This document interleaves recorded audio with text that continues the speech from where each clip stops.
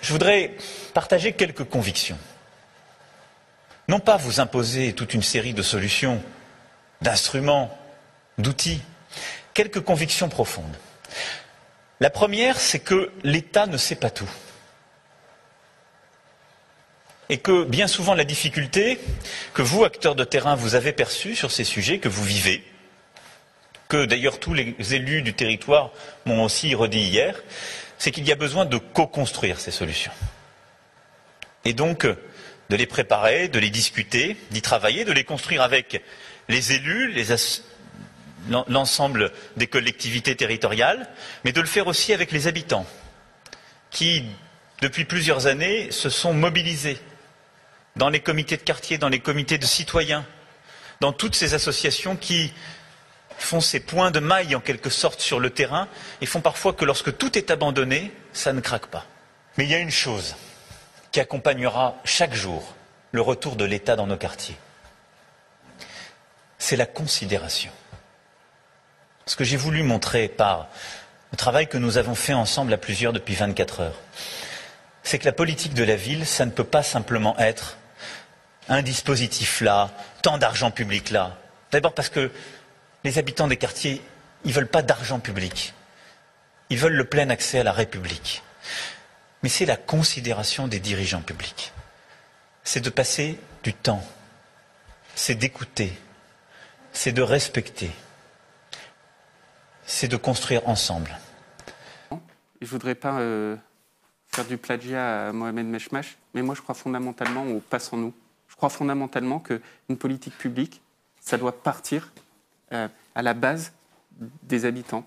C'est dire, cette politique de la ville, elle va se faire. C'est Simone Veil qui était ministre de la ville à un moment et qui disait la politique de la ville, ça ne peut pas se faire sans les habitants. Eh bien, elle a profondément raison. Il faut redonner la voix aux habitants. C'est très beau. Hein. La question, c'est quoi? C'est de se dire comment vous donnez une instance de dialogue et de remontée d'informations par les habitants pour que les habitants s'expriment. Il y a, prenez, et vous les connaissez, les conseils citoyens, par exemple. Les conseils citoyens, moi, j'ai beaucoup bossé avec eux. J'en ai réuni beaucoup. Les conseils citoyens, ils vous disent toujours la même chose. Aujourd'hui, on se sent inutile. C'est ça le véritable problème. Les conseils citoyens, on voit bien qu'au début, vous en aviez, il y avait des milliers de personnes qui rejoignaient les conseils citoyens. Aujourd'hui, c'est beaucoup moins. Vous preniez par exemple les conseils citoyens en amont de la rénovation urbaine. Vous aviez des gens qui se réunissaient, qui croyaient, qui disaient « mais attendez, moi je veux faire avancer mon quartier dans tel ou tel sens ». Et bien après, ça remontait, on n'en faisait rien. C'était en fait un sentiment d'inutilité le plus tragique parce que vous aviez des gens qui s'étaient mobilisés et qui à la fin avaient le sentiment qu'on n'en faisait rien.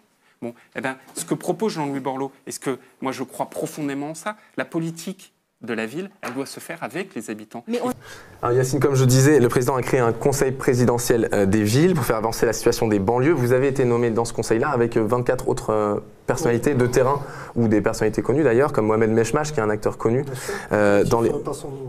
Pardon ? Ouais. Du collectif Passe en nous. Exactement. Et ensuite, surtout, c'est de remettre le citoyen au centre de la discussion. Donc j'ai l'impression que c'est plutôt positif, parce que pour l'instant, la banlieue, il y a des gens qui y vivent, il y a des gens qui en vivent. Donc les professionnels... Il y a des gens qui en vivent. Il y a des professionnels de la banlieue, il y a des gens qui depuis 40 ans n'ont pas laissé le propre habitant parler de ce qui pouvait se passer chez lui. Et à chaque fois avec cette phrase, oui mais ils ne savent pas faire. Et bien là il s'avère qu'aujourd'hui on sait faire et qu'a priori on peut faire partie de l'équation. Donc j'ai pas l'impression que ça soit un effet de manche, j'ai plus l'impression qu'aujourd'hui on est juste revenu à une stabilisation du débat et que n'importe qui est connecté, qui est concerné, qui habite dans les quartiers a le droit d'être tout aussi légitime qu'un élu ou qu'un associatif de renom. Toute personne qui regarde votre émission et qui veut se mettre au travail, c'est très facile de me retrouver sur les réseaux sociaux. Je prends tout ce qui peut faire monter le niveau des banlieusards et quasiment, pour moi, je veux la suppression du ministère de la Ville. Vous voyez à quel point je suis radical. Bon, et en plus, dire ça chez vous, ça doit vous faire plaisir. Je suis pour qu'un jour, on arrête de parler des banlieusards, juste qu'on parle de français.